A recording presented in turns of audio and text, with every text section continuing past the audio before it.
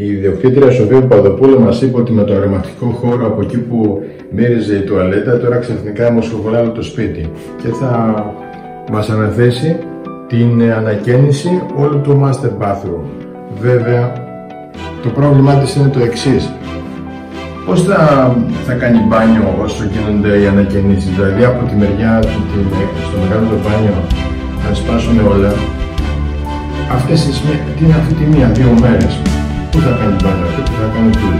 Και τελικά άκουσε τη συμβουλή μας, αυτό μπορεί να γίνει ένα και μικρό, όχι μόνο μπανάκι, αν κάνει για μικρή τουαλέτα, μόνο και μικρό μπάνιο. Πώς?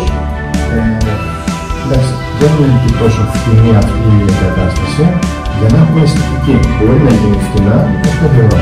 Δηλαδή εδώ εξαρτηθάμε αυτό και βάζουμε ένα σταυρό στο ρουξούνι εδώ και μπαίνουμε καλώδιο ένα τούζο εδώ πέρα, το τηλέφωνο, το παλιό τηλέφωνο.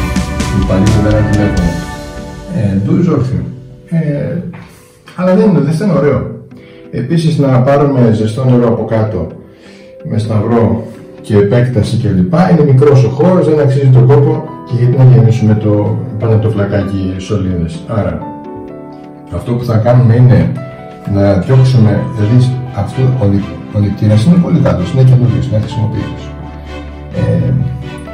Άρα το μόνο που θα κάνουμε, θα αλλάξουμε αυτό εδώ, θα φύγει, είναι παλιά, αυτό το βλέπετε 30 ετίες, αλλά κάνει τη δουλειά του. Φανταστείτε κατασκευή του εκείνη την εποχή.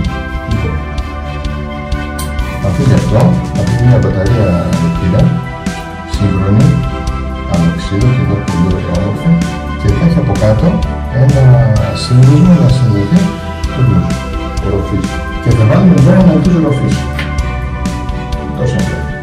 Εντάξει, θα εντυρωθεί εδώ με στήλη, έτσι, και θα μπει νερό πρέλα του πάνω. Και θα γίνει πάρα πολύ όμορφο. Το θέμα είναι ότι η μπαταρία εδώ έχει τουλάχιστον 100 ευρώ αυτή τη στιγμή. Υπάρχουν και φτηνές μπαταρίες, δεν θέλουμε να πάρουμε σταυρούς από εδώ μπροστά. Θα είναι όμορφο αυτό και από κάτω εδώ θα έχει έτοιμη υποδοχή με ίνοξη κτλ. Για να μπει και θα είναι αυτό τον αυτοματισμό, καταλαβαίνετε, όντως ώστε να μπορεί να ρυθμίσει το νερό στην αρχή και μετά να αρχίσει να ρέει το νερό από το ντουζ ροφής. Έτσι θα γλιτώσει το άγχος που θα κάνει μπάνιο και επίσης θα έχει και ένα δεύτερο μικρό ντουζ. Δεν είναι κακό. Και εδώ θα κάνουμε μια μετατροπή.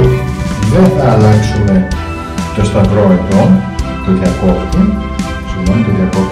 αλλά θα βάλουμε εδώ ένα σταυρό και θα συνδέσουμε εδώ, θα βάλουμε ένα διακόπτη, να έχει έξτρα διακόπτη για το καζανάκι του νερού στην τουαλέτα και δίπλα εδώ ένα έξτρα διακόπτη, ένα δεύτερο, για να συνδέεται με ένα παλιό τηλέφωνο ντουζ για να μπορέσει να κάνει την εξής.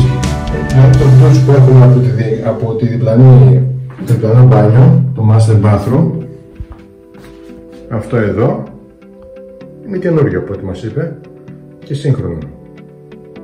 Θα το συνδέσουμε εδώ χαμηλά και θα μπορεί να κάνει και όταν θα γίνεται η καθαριότητα να πλένει γύρω το χώρο. Με κρύο νερό μόνο, θα είναι ακριβώς από εδώ θα το κάνουμε το νερό. Και θα αλλάχτεί και το σπιράλ, να είναι τελικά όλο σύγχρονο. Άρα θα πάμε σε μια ριζική ανακαίνιση της μικρής τουαλέτας και μετατροπή ταυτόχρονα σε μια μικρή λουγέρα.